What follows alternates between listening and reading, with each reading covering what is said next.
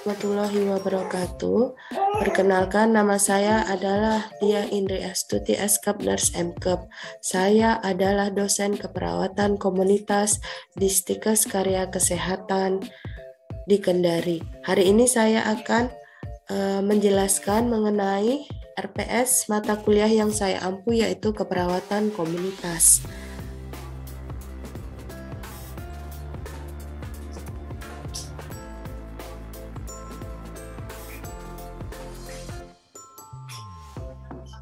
Ini saya akan mengajar bersama Bapak Herman SKAP Nurse MKEP. Kelas yang saya ajar adalah semester genap, yaitu semester 6 dengan bobot SKS sebanyak 3 SKS. Pada mata kuliah ini, capaian pembelajaran yang ingin dicapai diantaranya bertakwa kepada Tuhan Yang Maha Esa dan mampu menunjukkan sikap religius, mampu menerapkan pemikiran yang logis, kritis, sistematik, dan inovatif dalam konteks pengembangan atau implementasi ilmu pengetahuan dan teknologi yang memperhatikan dan menerapkan nilai humaniora yang sesuai dengan bidang keahliannya, mampu menunjukkan kinerja mandiri, bermutu, dan terukur, mampu mendokumentasikan, menyimpan, mengamankan, dan menemukan kembali data untuk menjamin kesahihan dan mencegah plagiasi. Kemudian, capaian pembelajaran mata kuliah diantaranya menyusun rencana asuhan keperawatan komunitas fokus pada peningkatan kesehatan dan penjagaan penyakit minimal pada area sekolah dan kesehatan kerja, menggunakan langkah proses keperawatan komunitas dan pelaksanaannya menggunakan pembelajaran berbasis proyek pengabdian kepada masyarakat. Deskripsi mata kuliah ini membahas tentang asuhan keperawatan komunitas dan pembahasan yang terkait isu serta kecenderungan masalah kesehatan komunitas dalam konteks pelayanan kesehatan utama dengan penekanan pada kesehatan, penjagaan penyakit, pemeliharaan kesehatan, area khusus dalam keperawatan komunitas meliputi sekolah, keperawatan kesehatan kerja, keperawatan di rumah atau home care, jaminan mutu layanan keperawatan komunitas, dan isu atau kecenderungan dalam keperawatan komunitas dengan penekanan pada peningkatan kesehatan, mencegah penyakit, dan pemeliharaan kesehatan. Baik, kita lanjutkan. Jadi di sini akan ada 16 materi pembahasan dalam 16 kali tatap muka. Pembelajaran dilaksanakan dengan metode ataupun kegiatan, yaitu yang pertama, dosen menyajikan konsep materi kuliah dan contoh soal dengan metode ceramah. Kemudian mengarahkan untuk mendiskusikan penyelesaian kasus. Kemudian dosen akan melakukan simulasi penegakan diagnosa menggunakan standar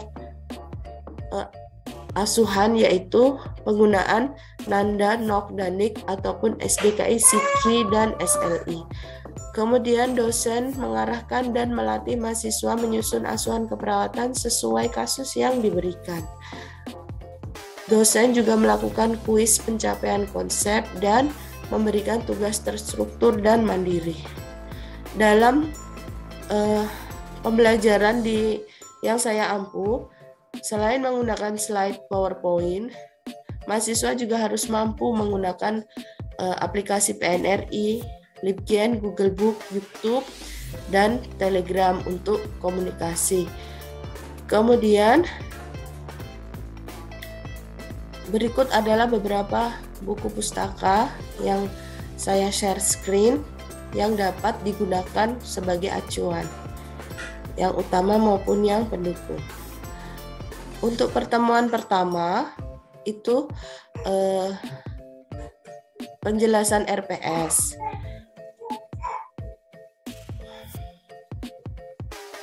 Kemudian review konsep promosi kesehatan serta program promosi kesehatan. Mahasiswa diharapkan sebelum mengikuti perkuliahan itu mencari makalah secara online dahulu untuk mempelajari mengenai promosi kesehatan. Kemudian tugas yang akan diberikan yaitu mengenai bab terkait berupa kuis. Kemudian bentuk non-tesnya membaca buku di perpustakaan dengan menunjukkan bukti hadir berupa foto. Materi yang kedua yaitu konsep perawatan di rumah dan konsep program perawatan di rumah. Tugasnya berupa kuis dan bentuk non-tesnya masih sama, yaitu wajib membaca buku mengenai program perawatan di rumah di perpustakaan dengan menunjukkan bukti hadir. Kemudian pertemuan yang ketiga adalah konsep keperawatan kesehatan di sekolah, asuhan keperawatan kesehatan di sekolah, dan program usaha sekolah. Tugas yang diberikan pada saat pertemuan yaitu diberikan kuis dan bentuk non-tesnya membuat asuhan keperawatan di sekolah terintegrasi dengan pengabdian masyarakat. Tugas dikerjakan secara kelompok minimal beranggotakan 4 orang. Proses penyusunan tugas dibuat video dokumenter, yaitu pada saat persiapan, pelaksanaan, sampai dengan pelaporan, semua dibuat alurnya untuk dokumenter, dan diharapkan mahasiswa mengupload di akun YouTube-nya masing-masing. Pertemuan keempat itu mengenai asuhan keperawatan agregat dalam komunitas. Yang pertama, kesehatan anak dan remaja. Setiap perkuliahan saya, mahasiswa selalu mendapat tugas sebelum kuliah harus mencari makalah secara online mengenai materi terkait, dalam hal ini kesehatan anak dan remaja. Kemudian tugas yang saya berikan pada saat perkuliahan yaitu kuis, sedangkan non-tesnya masih sama dengan pertemuan sebelumnya, yaitu membuat asuhan keperawatan kesehatan anak dan remaja yang terintegrasi dengan pengabdian. Kemudian yang kelima, pertemuan kelima, askep agregat dalam komunitas kesehatan wanita dan pria. Kemudian askep agregat yang keenam, askep agregat dalam komunitas lansia. Pertemuan yang ketujuh yaitu askep kesehatan komunitas populasi rentan, penyakit mental, kecacatan, dan populasi terlantar. Tugas yang diberikan dalam bentuk non-tes yaitu membuat asuhan keperawatan mengenai penyakit mental, kecacatan, dan populasi. Pada pertemuan ke-8 akan dilaksanakan ujian mid semester. Pertemuan ke-9 akan membahas mengenai asuhan keperawatan komunitas dengan masalah kesehatan populasi dan penyakit infeksi. Tugasnya rata-rata setiap perkuliahan saya akan memberikan kuis dengan bentuk non-tes yang beragam. Kemudian bentuk non-tes tersebut bisa dilihat pada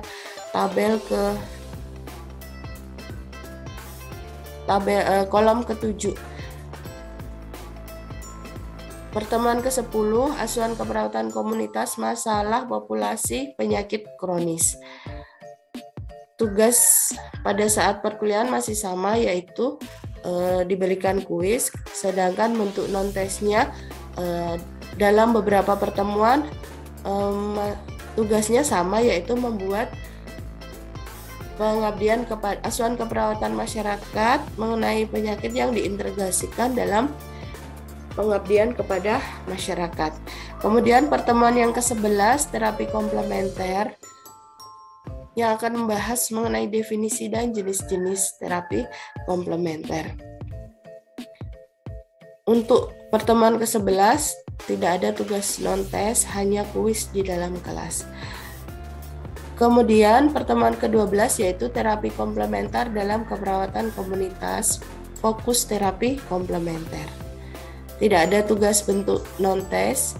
Tugas ke-12 yaitu kuis di dalam kelas mengenai materi yang disampaikan. Kemudian terapi komplementer dalam komunitas menjadi bahasan topik ke-13. yang berfokus pada peran perawat dalam terapi komplementer. Kemudian tidak ada tugas dalam bentuk non-tes, hanya kuis. Selanjutnya pertemuan ke-14, terapi komplementer dalam komunitas. Yang pertama adalah mind body therapist, kemudian yang kedua energy and biofield therapist. Tugas di kelas yang saya berikan adalah kuis, sedangkan bentuk non-tesnya membuat tugas individu berupa video komplementer sesuai pilihan dan tidak boleh sama dengan mahasiswa lain. Tugas tersebut diunggah di akun YouTube masing-masing dan link tugas disetor di Classroom. Kemudian terapi komplementer dalam keperawatan komunitas selanjutnya pada pertemuan ke-15 adalah biologically based therapy atau terapi berbasis biologi dan terapi manipulatif berbasis tubuh. Tugas di dalam kelas berupa kuis dan bentuk non-tesnya yaitu membuat video seperti pertemuan sebelumnya, dan pembuatan video maupun tugas untuk pengamas ini akan dibagi dalam kelompok. Untuk tugas pembuatan video komplementer adalah tugas individu, sedangkan tugas pengabdian kepada masyarakat adalah tugas kelompok yang nanti akan dibagi sesuai dengan jumlah mahasiswa di dalam kelas. Pertemuan terakhir atau ke-16 adalah ujian akhir semester. Adapun bobot penilaiannya yaitu presentasi hasil penugasan kelompok yaitu video ya tadi yang harus diupload sebanyak 15%. Makalahnya, laporannya juga akan dinilai sebanyak 15%. Makalah dan video individu sebanyak 15%. Ujian tengah semester memiliki bobot sebanyak 20%, ujian akhir semester sebanyak 35%. Anda dinyatakan lulus apabila minimal nilai Anda C. Tidak ada HER atau perbaikan dalam semester yang sama. Tidak ada kompensasi bagi mahasiswa yang meninggalkan kelas tanpa keterangan lebih dari 25% total kewajiban hadir. Di dalam RPS ini saya juga melampirkan penilaian makalah individu atau kelompok. Anda bisa pelajari. Kemudian penilaian presentasi kelompok ya, video Anda juga akan saya nilai. Kemudian kelompok lain boleh menjadi oponen ya, menjadi oponen. Nah, bagaimana caranya menjadi oponen? Anda bisa memberikan komentar pada video yang diupload oleh teman-teman Anda di YouTube. Demikian penjelasan RPS dari saya, semoga dipahami. Terima kasih. Wassalamualaikum warahmatullahi wabarakatuh.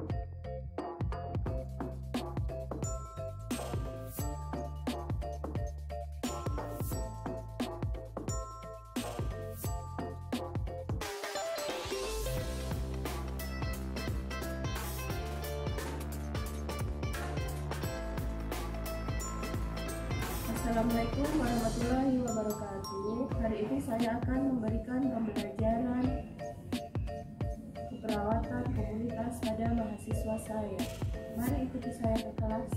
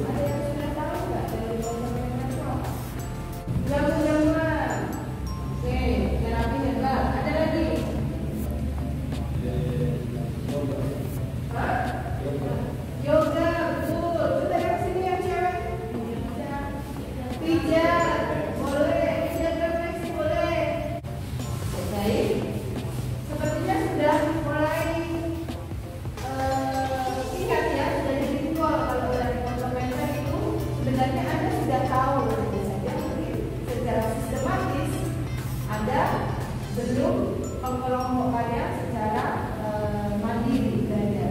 Nah, di kelas ini kita sama-sama ya, kita belajar, kita kelompokkan. Kalau terapi herbal itu maksudnya kelompok apa? Jamu-jamu,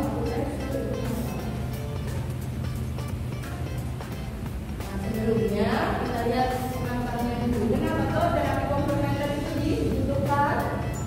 Beragam keluhan kesehatan saat ini ya. Akibat makanan, keluhannya banyak.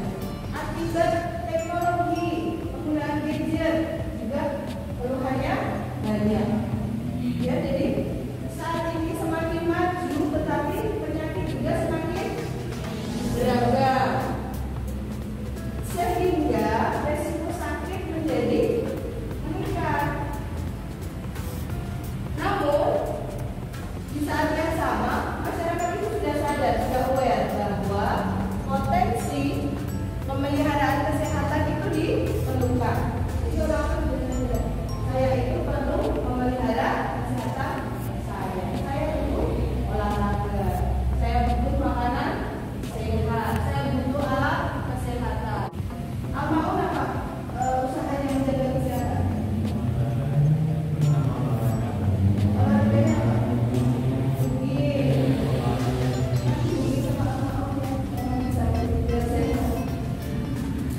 Ya. Kemudian orang-orang juga sadar bahwa perawatan farmakologi itu dibutuhkan bukan hanya di kalangan tenaga kesehatan, tapi masyarakat luas. Dengan pola pikir yang baik, ditambah pendidikan, maka upaya pemeliharaan kesehatan semakin membaik dan orang-orang mulai yang namanya terapi komplementer. Nah, di sini ada yang namanya terapi tubuh pikiran, mind body therapy.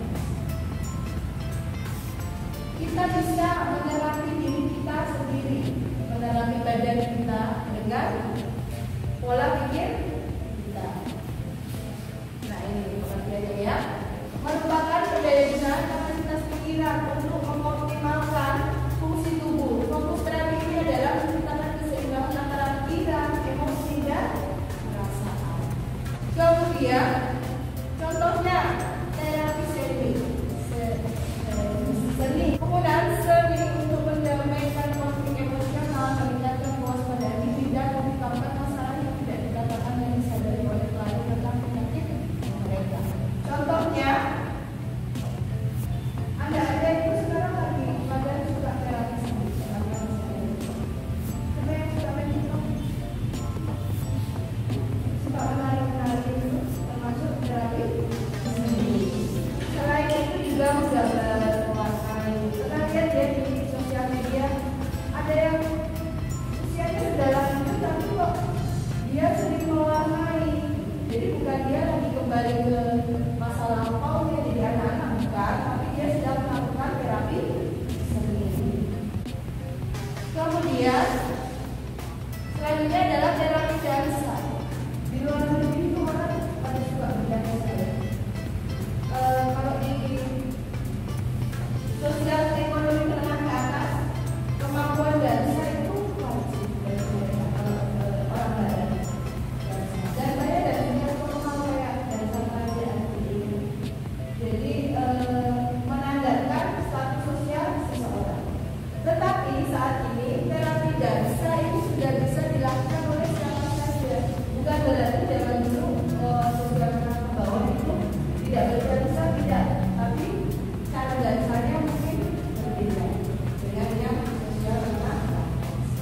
Nah, di sini kalau di Amerika itu sering ada klub dansa.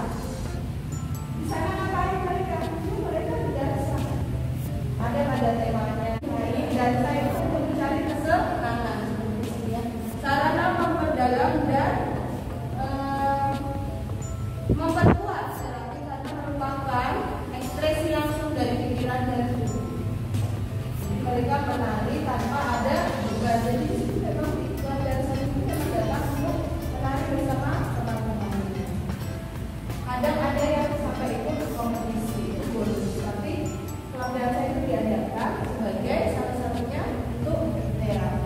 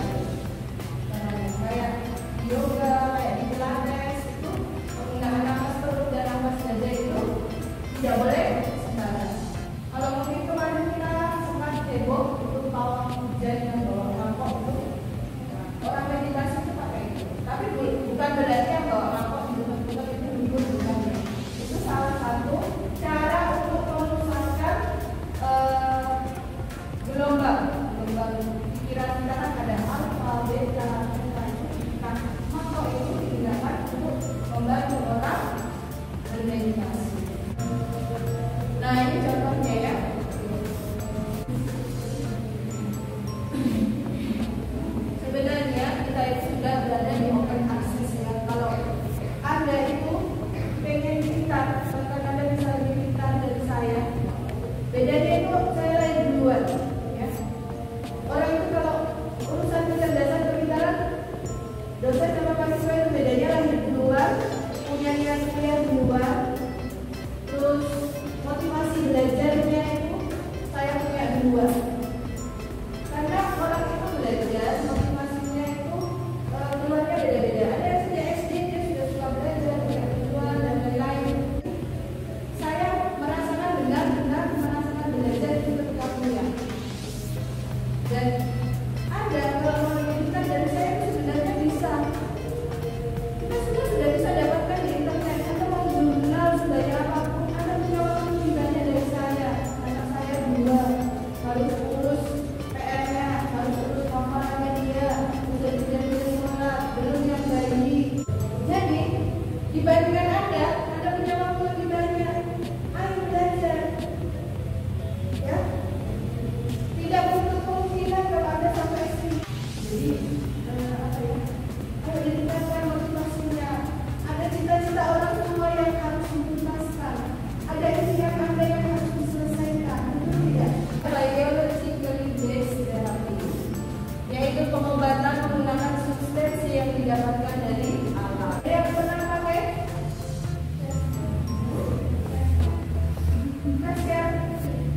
Fresker yang punya itu punya angin.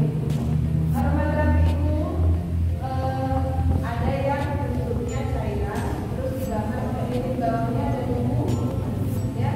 Terus ada yang diffuser itu yang berwarna asap, nah itu enak itu. Kemudian manipulatif and body based therapy, jadi manipulasi tubuh ceritanya ini. Pengobatan berdasarkan manipulasi atau gerak pada satu atau lebih bagian tubuh. Ada yang sudah pernah?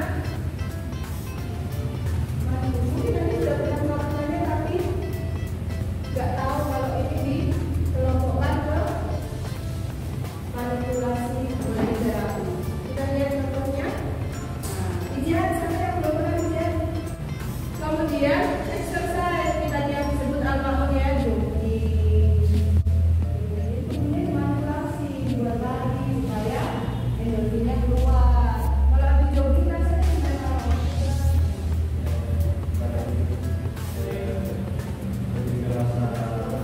Ringan, bisa terbang. Enggak juga ya. Jadi bahagia kalau orang lagi olahraga ya. Teknik kiropraktik ini